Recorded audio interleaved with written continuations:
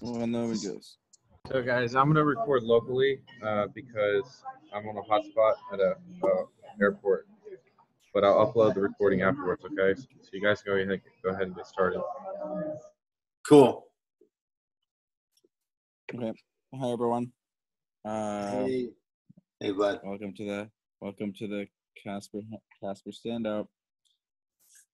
How's it going, Greg? Woo. It's going. It's crazy because we're about to do the private sale, and so I've just been testing all weekend on the stuff. So my Casper stand up will be very light because the private sale has been taking up a lot of time. Mm-hmm. I've got a lot of updates this week, so that's good. No room for me. How about you, Carl? Yeah. Oh, tons of updates. Should I? Okay. I guess I'll start. So basically, over the past couple of weeks, I have been working on the fork choice rule with Metallic. Basically, trying to get a version of the fork choice rule that is relatively efficient and also, switches forks elegantly. And this also included like a massive refactor to how chain.py works, because if anyone has looked at the Pi Ethereum code base, they will know that add block is a absolute mess.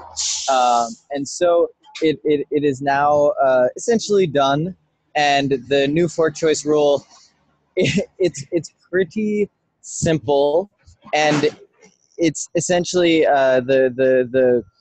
the key difference between what I was doing previously and what we're doing now is the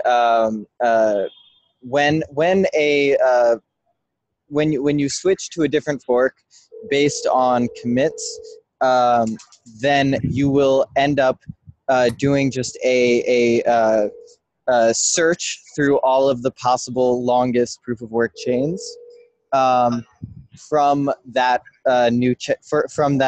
checkpoint. So essentially what that means is it can be a little bit inefficient when you're trying to like switch forks, but unfortunately that's the only way to make it like quite efficient when you're adding new proof of work blocks. So that's kind of a little bit of an overview of the new fork choice rule. I think it's let me see that I understood. Great. You're saying that whenever you add a block, whether or not it's on this latest checkpoint or not, you do the proof of work fork choice again before you look at checkpoints. So when you add so there are two possibilities. When you add a proof of work block, you don't have to do all that much computation. It's just like you're adding you're doing the normal proof of work fork choice, unless the proof of work block is on a checkpoint that is not our current checkpoint head. But then the complicated part comes in, where if you switch to a new checkpoint, which hopefully won't happen that often. This is why it's kind of like okay that we're doing this just like search through all of the possible proof of work blocks. So let me actually say that again. You have the proof of work block, adds it normally, and then if you get a checkpoint commit, what you will do is if you change to that fork, you will then search from all of the proof of work blocks that are that have a root at that checkpoint. What is the longest proof of work chain?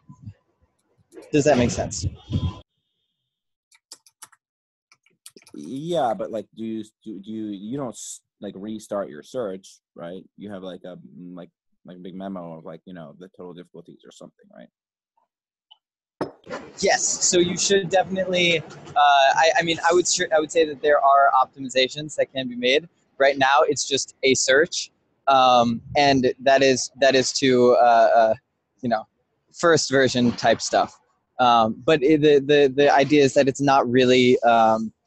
It's more of like an attack vector if you're trying to like break clients to like make them search through a lot of stuff. But if otherwise during normal operation, it's not going to hit that edge case. So I think we can like put it off a little bit.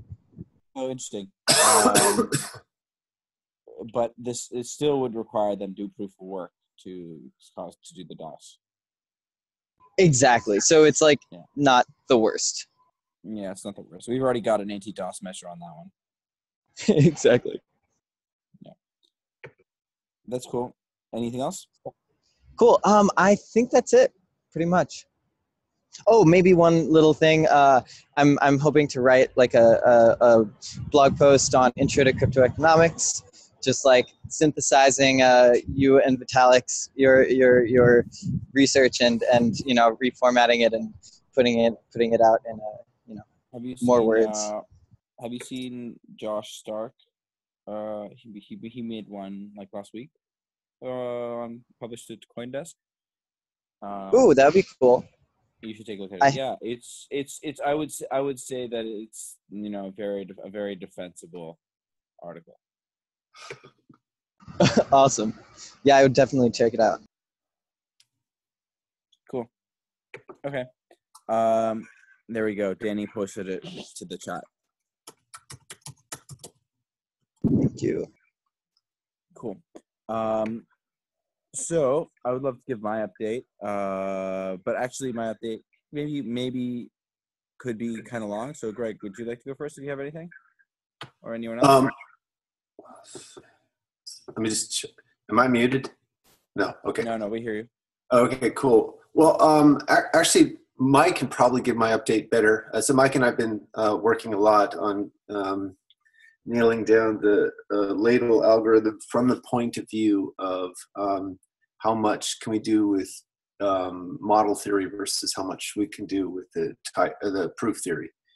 And as I mentioned before, the idea is to filter the models. So Mike came up with a bunch of counterexamples where it's hard to do the proof theory without appealing to the model theory. But then the thought was to filter the models using geometric theories. So we apply a big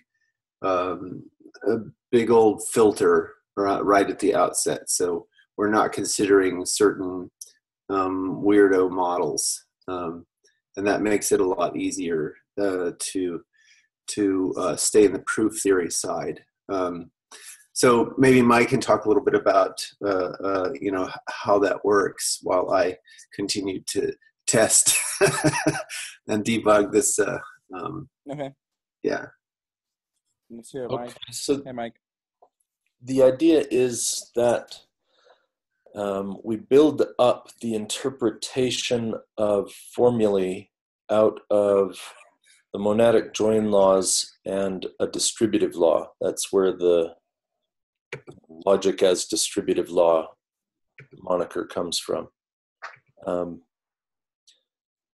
problem we were having was that we were modeling predicates using a finitary monad. And so the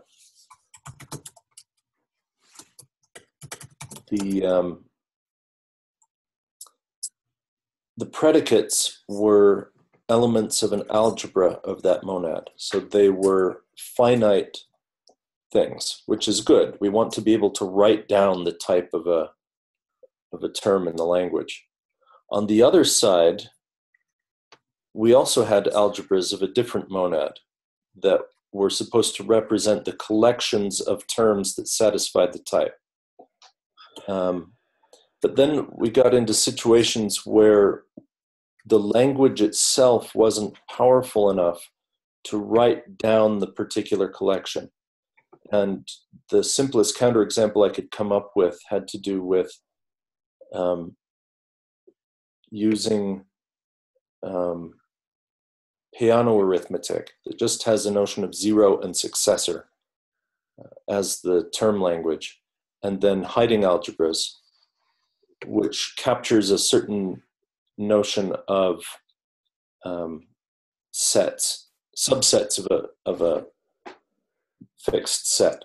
So top is this fixed set, bottom is the empty set, and then you have notions of meet and join, and you can recover complement from the implication operator. So a Boolean algebra would work just as well for this example. Anyway, the successor of top is not a collection that we can describe just using hiding algebras. It's not top because 0 isn't an element of the successor of top, because 0 isn't the successor of anything. But neither is it something where we can finitely write down 1 or 2 or 3 or 4 or 5, etc. So it was this situation where it looked like we couldn't come up with a distributive law that would hold for these two very simple notions of collection and term calculus. By hold, you mean like be able to give a type or successor of top in this case? Be able to give an interpretation of successor of top. So the distributive law says if I have a term... Why isn't it cool? Why isn't it cool for it to just say, "Oh, I can't interpret this every once in a while"? Why isn't it cool to say what? Oh, I can't interpret this. Because it's a very simple type that we would like to be able to interpret. We have 0 and we have successor. And on the left-hand side, we have terms over collections. So the simplest term that takes a parameter is successor. And the simplest collection, is the successor of empty is still empty, but the successor of top is something that we would like to be able to interpret. It means anything that is a successor. So it's a very straightforward thing, but I could come up with a more complicated one that's actually useful. But okay, so I thought it was a less straightforward thing. I thought there was actually some reason, I thought it was like a divide by 0 kind of thing. No, this is just numbers 1 and greater in the standard model. So what we discovered is that the distributive law doesn't hold in general because there are too many models. There's this adjunction between how general your theory is and how much power it has. So if you take a very simple theory like hiding algebras, then it will have lots of models, and there are few things that you can prove that hold in every model. And so what we want to do is exclude some of the more pathological models and get things that behave more like the way we would typically think of them. And there's a very principled way of excluding the models.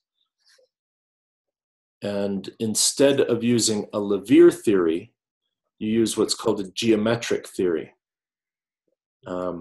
Geometric theories can be interpreted in toposes, whereas Levier theories can be interpreted in any Cartesian category. So the only thing you need for a Levier theory is the ability to make pairs that you can put together and project off the elements again. For a topos, you need all kinds of extra structure. So it's a very powerful language which naturally restricts the number of models that it has. But this powerful language includes, for example, the ability to do infinitary joins. And since in geometric theory, top is equal to the join over all elements, then the successor of top is equal to the join over the successor of all elements. So there's that's how the distributive law actually works in that case. And so by excluding all these kind of pathological models and restricting ourselves only to the geometric theories, then we can find distributive laws in cases where we expect to have them.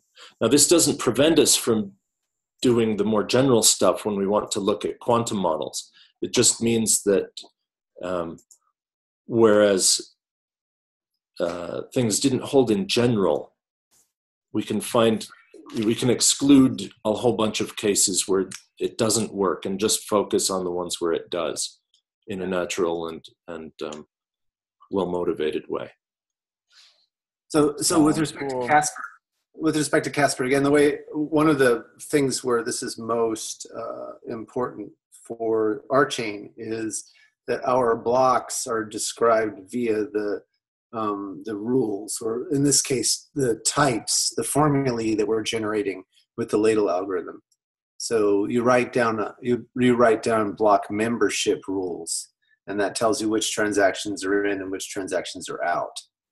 And so we're running Casper over blocks that are described in terms of rules. And then you look, when proposals come in, then you look to see if the proposals are inconsistent, which means that you'll have an empty model, or it will be a contradiction. And then the betting cycle is to find to select amongst the maximally consistent subsets of the proposed rules. That sounds interesting. I mean, I think it sounds a little bit more complicated than it has to be. That last bit with the maximally consistent subset. I think you can just do a fork choice thing. You don't need to. You don't need to do a fork choice because you can. Well, so here's the way I'm thinking about it. Right? You have so there's consensus on these types, and then there's consensus on the implementation for the types. It sounds like you're deciding on the type and then deciding on implementation. No, we're not deciding on the type. The type is proposed. The type is a proposal. Okay, so the proposal was the implementation to the type, which is why it can't be like the zero process or something. No, the consensus is so. Let's say one validator says, I'm going to allow all the transactions from Seattle between 5 a.m. and 9 a.m. And another validator says, I'm going to allow all the transactions from Oregon from 5 a.m. to 9 a.m. So in many cases, there's no overlap. There's nothing. There's nothing so they can just all go through. But if there, of course. Yeah, exactly. So in that case, there's no fork. There's no forks. There's no forking. There's no contention. But in the case where in the case where two validators have conflicting state and they propose conflicting things.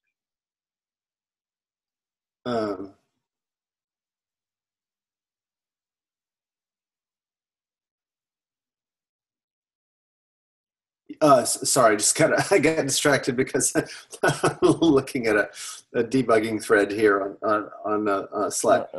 This is the case where you actually want to run a betting cycle, where you actually want to do consensus, because there might be different options. It's not simply fork choice. Fork choice is in the case where potentially you've had divergence, and you want to pick divergence because of, for example, a network pickup or anything. Otherwise, you never need. So to me, the choice between which of the outcomes in the contention is chosen is the fork choice, and that is the way I mean. Yeah, but if that's the case, then you never ever need the rest of the cycle. That's right. There's no, you do kind of want to have fork choice and finality, but that's kind of, so I guess there is the rest of the cycle is kind of always ongoing, right? Yeah, exactly. So anyway, finalize everything. It's very easy to get to a minimal consistent subset. Usually there'll be a small number of them that have the most weight behind them.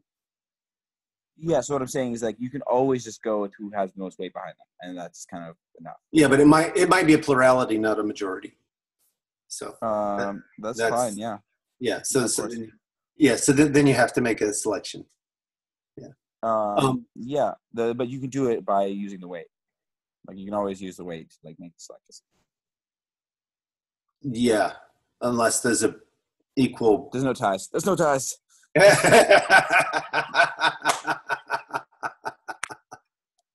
Yeah. Okay. Anyway, so that's our update, and thanks, Mike. That was much more lucid than I am this morning. So over to you. Thanks, Mike. I really like the structure of your sentences, even though I didn't understand everything.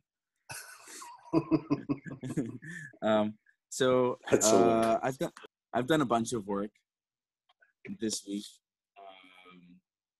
With a lot of it with Nate, and so too bad he's not here.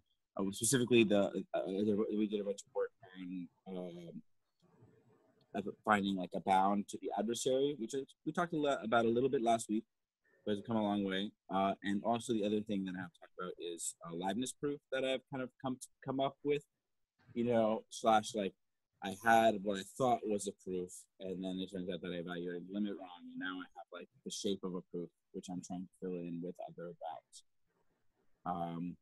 But I am like optimistic about the tools that I've come up with, even though the proof isn't done. So I guess first let's talk about the consensus stuff, because it's more safety, and safety is a little bit easier. So for the correct construction approach, we have, these notions of like estimate safety, and we kind of have this proof that says that if two estimates are safe, then they're the same estimate as long as like the views of which they're safe are like in like have some kind of property that relative to the amount of safety, right? If you're safe against like 2 Byzantine faults and there's like 3 Byzantine faults in the union of those views, then like you may not have the estimate be the same. But if there's only 2 Byzantine faults in the union of the views, then like the estimate is definitely the same. And basically the question of safety is the question of how do we detect safety is kind of important for these protocols. It's one thing to say that, okay, look, when they have safety, then you can make decisions that have consensus safety.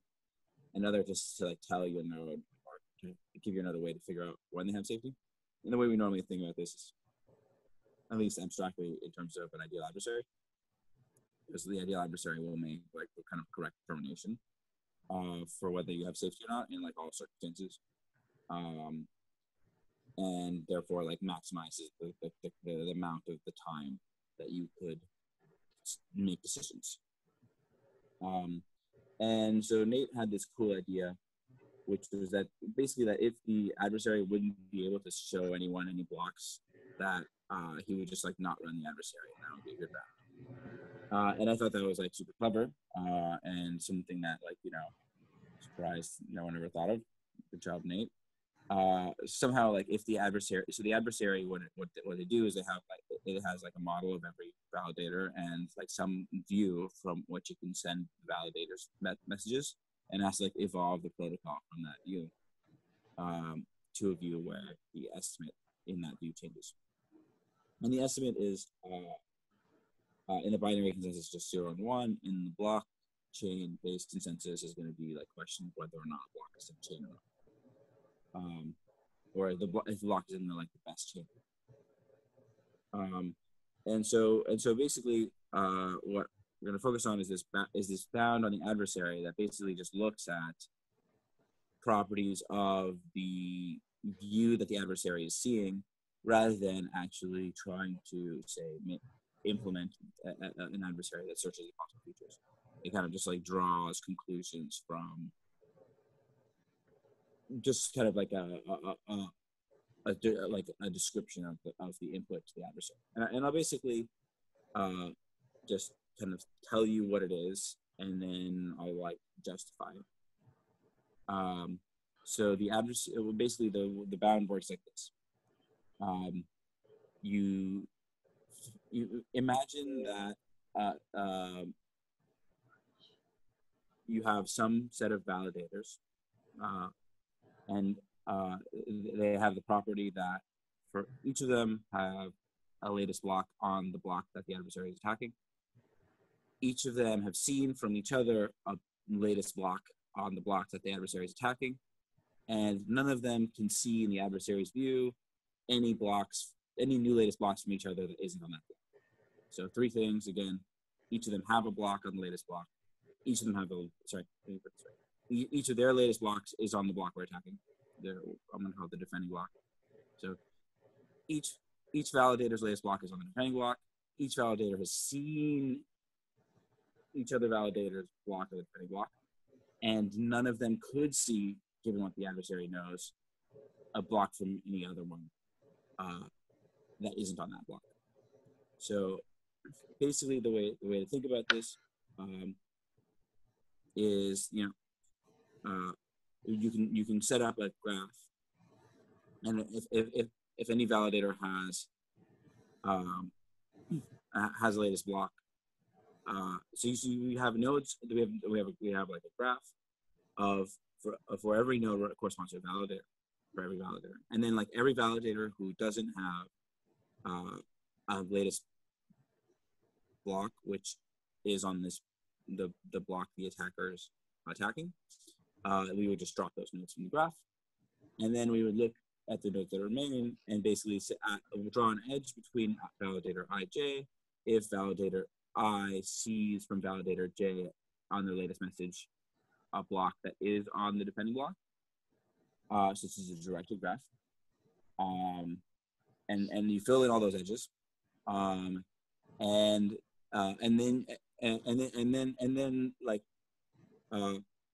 you find the biggest fully connected component of that, and then you get rid of all the nodes who aren't in there, and then you now you like find a different kind of, you draw a different kind of edges between these graphs, between these nodes, based on whether or not they could see in the adversary view a block from the other validator that isn't on the defending block, and or you draw the edge if they couldn't see it, and then find like then you find like the largest fully connected component of that, and then the number, and then you like drop all the other nodes, and so then at this point we're going to have some subset of the validators in there, and that validator is going to have some total. That set is going to have some total weight W.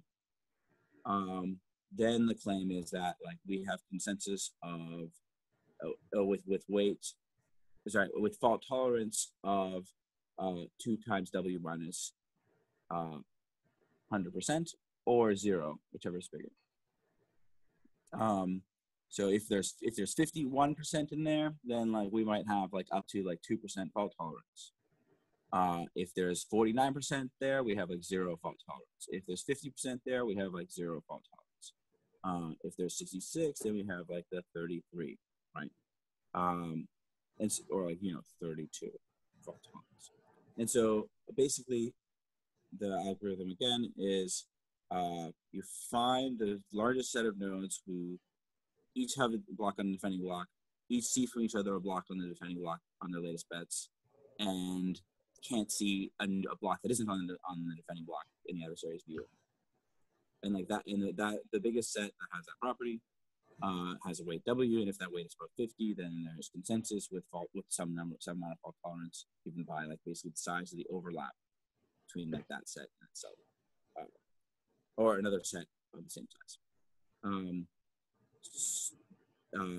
I hope that made some sense. I would love to hear anything about that. But basically, it's very reminiscent of traditional consensus protocols in the sense that, like, so if you look at like tournaments, for example,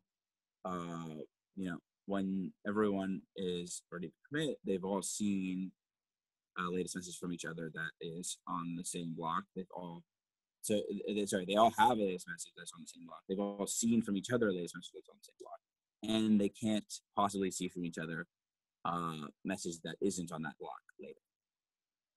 And so like those 3 properties are kind of enough for basically like any kind of basically anything that fits the correct reconstruction kind of box that like process that we kind of have.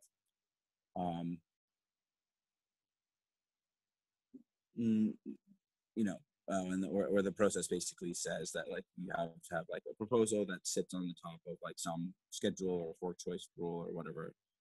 That's just, or that is kind of like justified in that justification.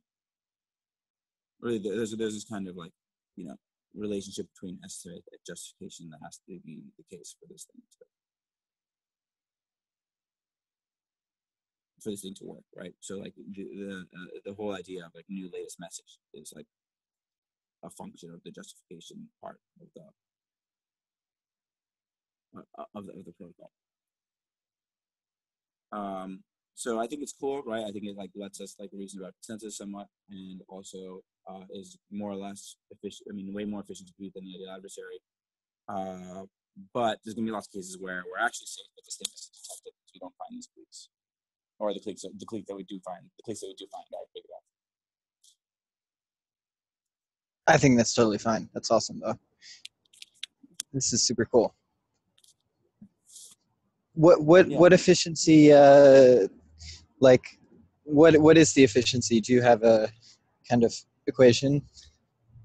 Well, and I mean it's NP complete or something to, or I don't know. It's like it's definitely really complex to find the biggest fully connected subcomponent of a graph. However, with 1,000 or less validators, should be fine. Cool. And would you run this like periodically at some, or like every block, or whenever you're calculating safety for do you expect that to be like every block, or like every like 20 blocks or something like that? I mean, I guess like it's really up to you, I mean, the more you calculate safety, the more you'll have this thing update. And basically, but I'm also hopeful that this is going to be one of these data structures that doesn't involve a lot of recomputation after small updates. That'd be cool. So like you might not actually cost that much to on the fly update your the size of the largest clique that you have for a given block or for a given fork choice. Awesome. Yeah, I really like the list of 3 properties there. The whole like has like latest messages, with the defending estimate, sees from each other latest estimates, latest bets with the defending estimate, and can't see latest messages from each other that aren't with the defending estimate. Like I think that's a pretty nice thing, and basically, so like, I guess the cool thing is that I can provide a little proof of my claim that this has like consensus with this amount of fault tolerance. And basically, it has to do with the fact that the adversary can't get these people off of this opinion because they have more than majority. They can't be shown from each other any blocks that aren't on the defending block. That's the third thing, right? They each have a block on the defending block. And they each see each other on the defending block, and so they each see that much weight there. So they each see the weight of the clique on the defending block. We see the weight of the clique on the defending block, meaning in the attacker's view. From the attacker's view, there's no way to show any of these people in the clique something that isn't on the defending block. And so basically the attacker is kind of stuck with this clique unless they equivocate, and the amount that they equivocate has to do with the amount that basically the amount of weight that needs to be kind of definitely lost for there to be another bigger weight clique on another estimate.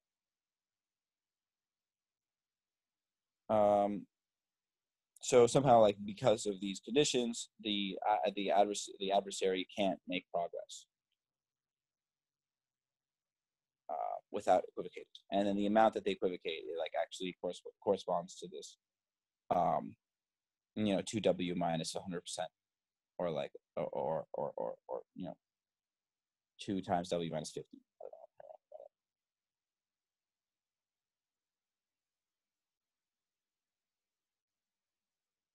Because if W is less than 50, then it's completely possible for the adversary to just have everyone else agree on some other value, and then you'd switch from that like shared like defending block to some other block.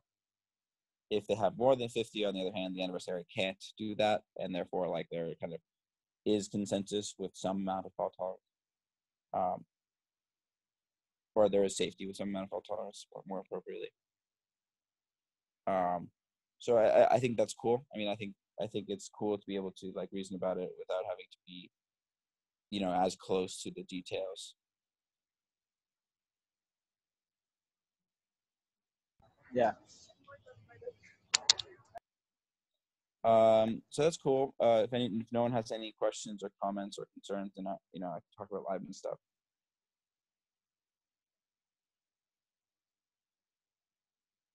Sounds good. I totally expect concerns that I don't know what's up.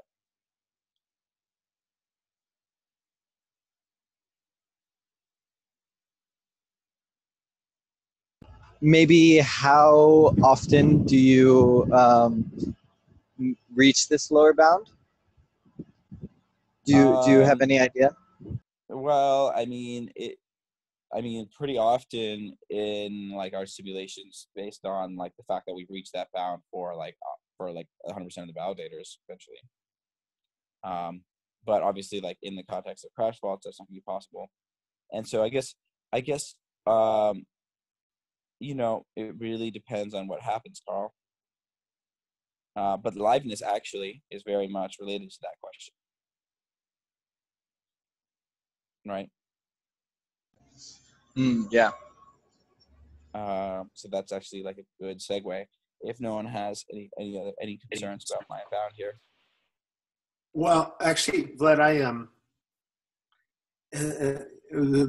I guess the group, the folks here don't know that you and I talked about your liveness proof, and I based on our discussion, I spent a little bit of time reminding myself of the whole Hurley program of using algebraic topology to reason about these kinds of things. Hurley and a bunch of other researchers, Eric Goubot and others, have used it to generalize the FLP impossibility results using the algebraic topology stuff. And and this is spurred on because your measure theoretic approach has implicit fairness assumptions that may or may not hold. Likewise, yeah, sure, but I mean, it's maybe weaker than partial synchrony, right? So it's not necessarily bad to have network assumptions when you're proving liveness, right? Well, I think it's not just network assumptions. There are other kinds of fairness assumptions that are not just about network. So programs themselves can favor, one path over another. Right. Yeah. Sure. But at the moment, I'm only looking at things that are like sequential, like step 4 for communications between validators. So what I started thinking about was maybe a hybrid approach, because the algebraic topology solution also doesn't contain enough information. But I think there might be a hybrid approach between what you're doing in the algebraic topology approach, where you use a metric, and the metric gives you the measure of not measure in the sense that you're using it, but it gives you a way to detect tendencies, things that are not fair, right? So if a computation is running through the space where this is the space of paths, right? So paths can be attracted either towards, the FLP impossibility sink, or it can be attracted away. And then if you can then look at how much attraction is at that sink versus how much attraction is away from this a way and you Yeah. and you. Then it sounds more. That sounds like you're talking about like dynamical systems. Yeah, that's right. I mean, but not dynamical systems in the sense that I was using it before. But it's a dynamical system in the sense that you have a metric on the space of paths, and the metric tells you how attracted you are to. Yeah. So that's interesting. So measures do. I mean, there is like a relationship between, like frequency at which like things in a dynamical system appear in different states, and like measures on and like measure theoretic things, right? Yeah. Okay. But let me Yeah. Tell the background. Tell the background to this discussion. Yeah. Yeah. Anyways, so basically, what I've been working on this kind of liveness proof with this like somewhat weird definition of liveness, which I think is actually quite useful, and I'm hoping to pitch. The first kind of order definition. For now, I'm calling it normally live, or like normal liveness, or like liveness in a normal network. And what it basically means is that in the limit, as like the number of messages that have like been passed in a protocol goes to infinity, the like proportion of the states of the protocol that achieved certain property, in this case safety, approaches 100%. So like that. It basically, out of all the possible ways for the protocol to evolve, almost all of them are safe, in the sense that like the proportion of them that are safe, if you count them up, like approaches 100%. And that basically says that like out of all the ways that the protocol could execute, almost 100% of them have this property. And I also basically have this. I insist that this is the case for many protocol state. So if from any protocol state, the proportion of future states that are safe as the number of future messages goes to infinity, approaches 100%, then I have this like normally live kind of thing. And the idea is that like the measure of the states that are that like achieve the state that we want approaches is like 1%.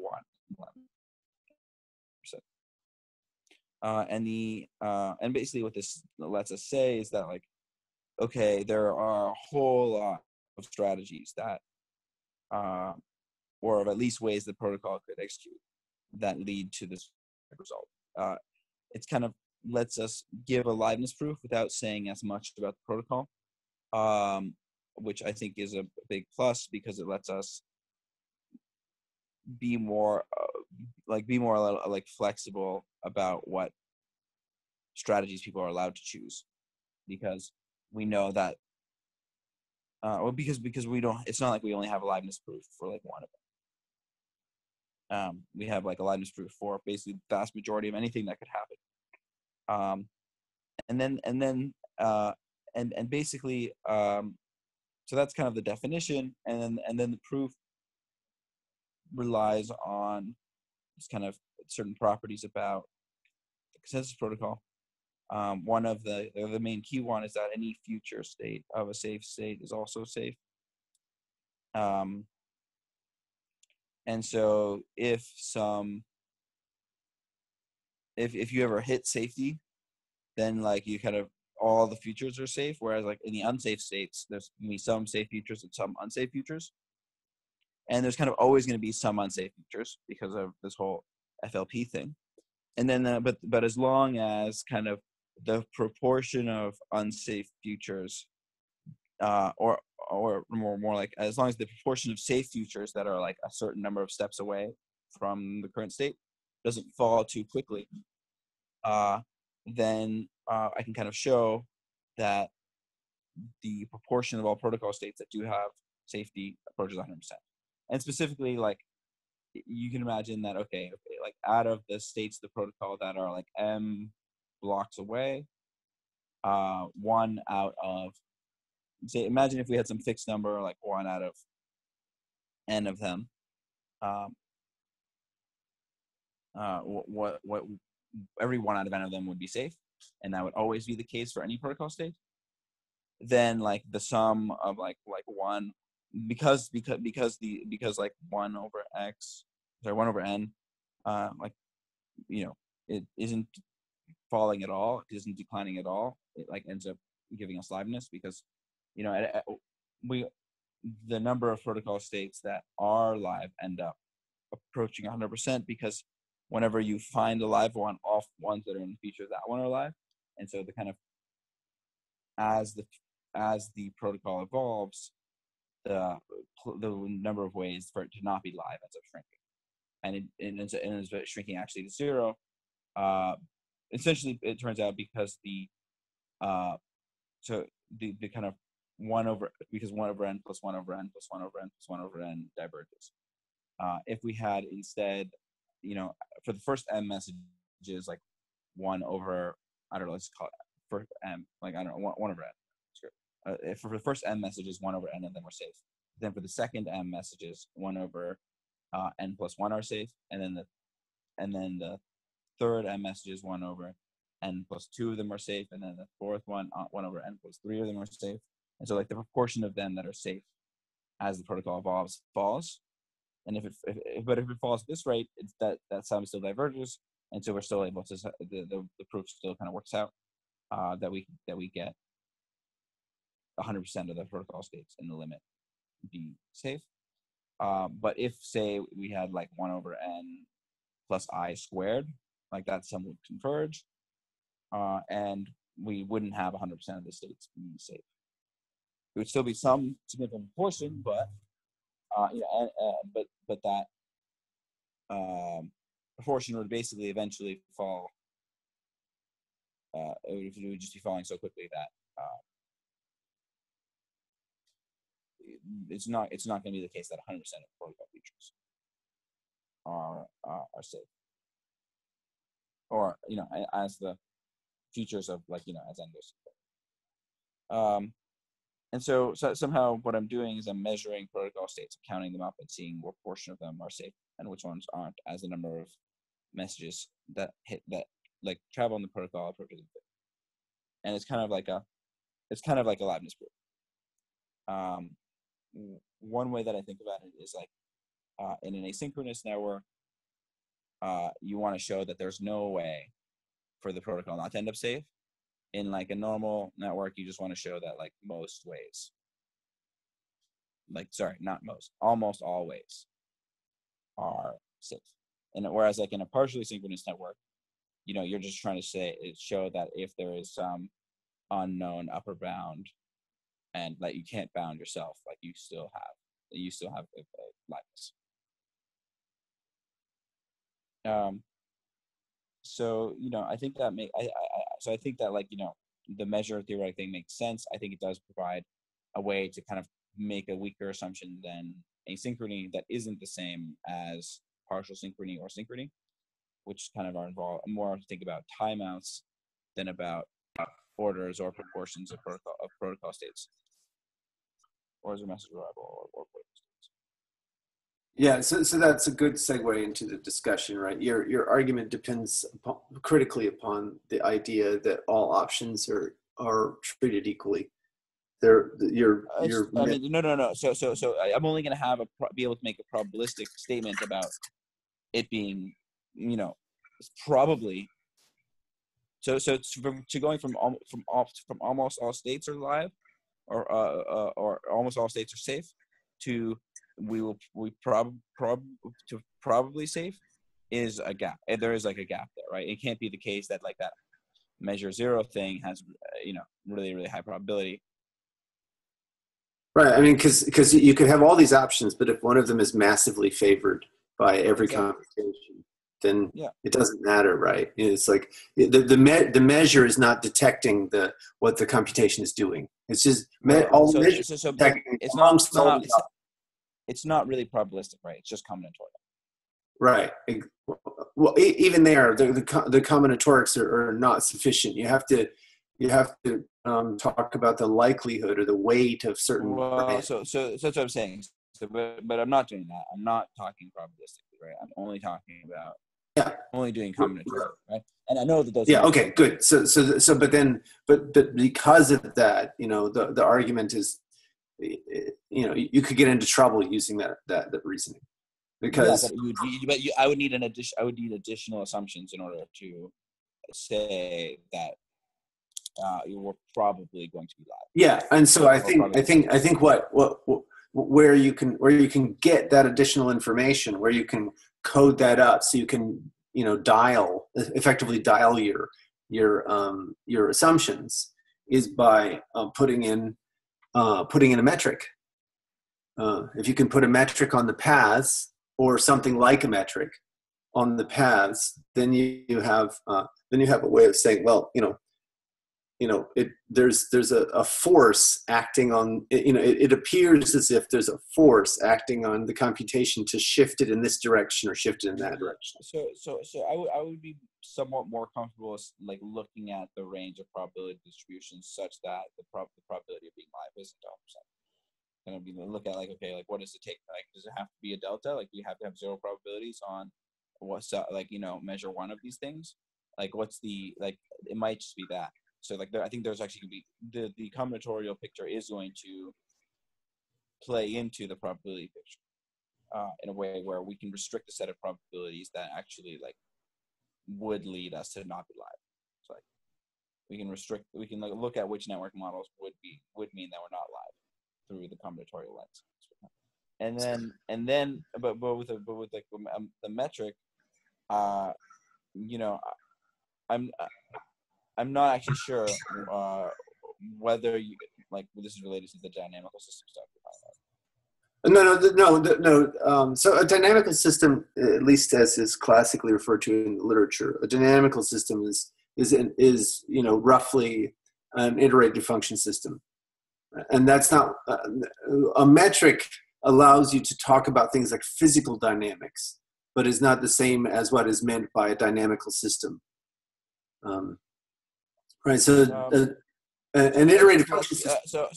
So metric lets me. So metric is a kind of less than a measure, right? I mean, it lets me measure. It makes you look at the kind of distance between 2 points. Yeah, it allows you to look at. It doesn't necessarily give me volumes. You can derive a notion of volume from a metric, right? It depends on the dimensionality.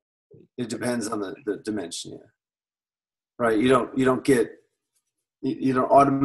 automatically get a notion of volume unless you have proper dimension. Anyway, so my main point is that you're going to have to. You don't want to just code up the assumptions ad hoc. You want to code the assumptions in a way that you can dial them. And that's where I think, so some kind of apparatus, whether you want to use measure theory because those are your favorite tools, or you want to use some other approach. I mean, the main thing is to have a language for dialing the assumptions. That is. Yeah. So there's a couple of DAOs that I kind of know about. Even in my context, and I think even calling it measure theory is a little bit misleading because I'm really just it's a discrete finite measure, so I'm really just counting. Yeah, sure. And so it's really just like combinatorial or counting. But here are some DAOs that I know about. Basically, one way to somewhat trivially make a protocol live is to restrict the possible protocol states to only allow it to evolve in a way that guarantees that it'll be live. Yes. Yeah, and that's something that's something that's actually very easy to do, but also ends up being somehow potentially less live in this other sense, actually, because it might be that you're having this really strict requirement about message arrival orders, but you're just willing to just because you're willing to only restrict the protocol to evolve in those ways. The only ways for the protocol to evolve possibly is towards safety. And so it's one of these things where it makes this liveness proof, as I stated earlier, easier to give, but actually in practice will make it less live.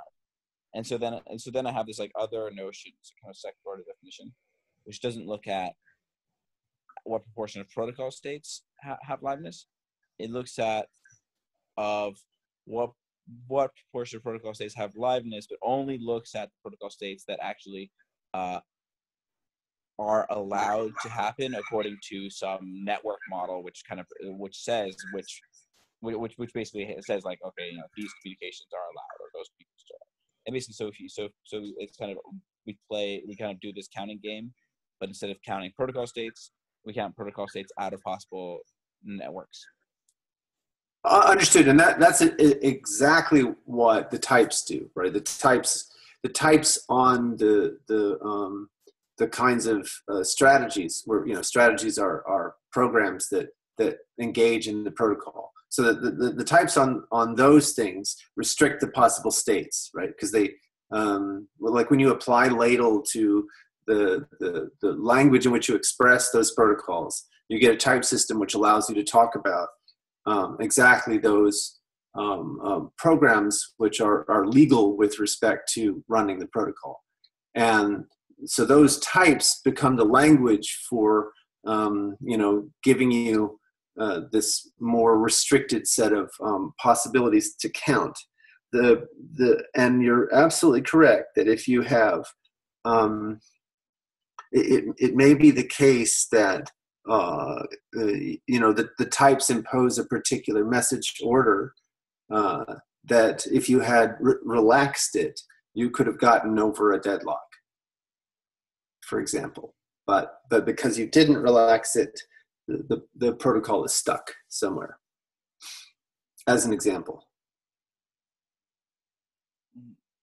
Yeah, and so it's kind of interesting. What I want in the end, I guess, is to have a protocol that has liveness out of the most possible cases, out of like a network model that where basically like it's kind of like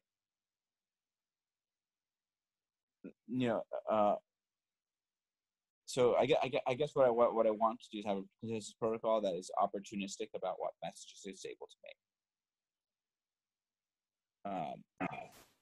It's kind of sure. Like, rather than just kind of be blocked and not making messages even though they could be made. Absolutely. No, so I think at the level of abstraction where I think we're making progress, the types give you one language for dialing your assumptions about protocol and network behavior. The reason I was mentioning the other approach, because I'm very much a fan of types, is because your measure theoretic tools, your combinatoric tools, tend in another direction. Rather than being algebraic, they're what I would call, in inverted commas, geometric. So the metric kinds of tools give you a more geometric style reasoning, whereas the types give you a more algebraic style reasoning. Yeah, exactly. And I just the two go hand in hand, right? We fully expect that there's going to be some geometric interpretation of that algebraic information or algebraic representation of the kinds of assumptions. I've got to jump off pretty soon here. I wanted to mention, got some interesting feedback from Goon. We should chat sometime about Goon's position with respect to Rho, all things mobile process calculi. I have a sense that he's going to think that it's not practical. Yeah, right. Of course, and I would love to talk through that, but I'd love to talk through that with Goon. Like, maybe arrange some time to have a chat and talk through what the issues are. I mean, there's a chance that he's amenable to that. Obviously. Yeah, because I mean, I like Goon, and I would love to hear his criticisms. I think the whole community would love to hear that kind of debate and dialogue. I mean, it's totally an interesting one. Yeah, for sure. All right, guys, thank you so much. I thought this was a really good stand-up, even though I was we have very little updates on our side. Craig, is it okay if I yeah. take my question to you real quick off air? Can I stop recording real quick? Yeah, sure. Okay.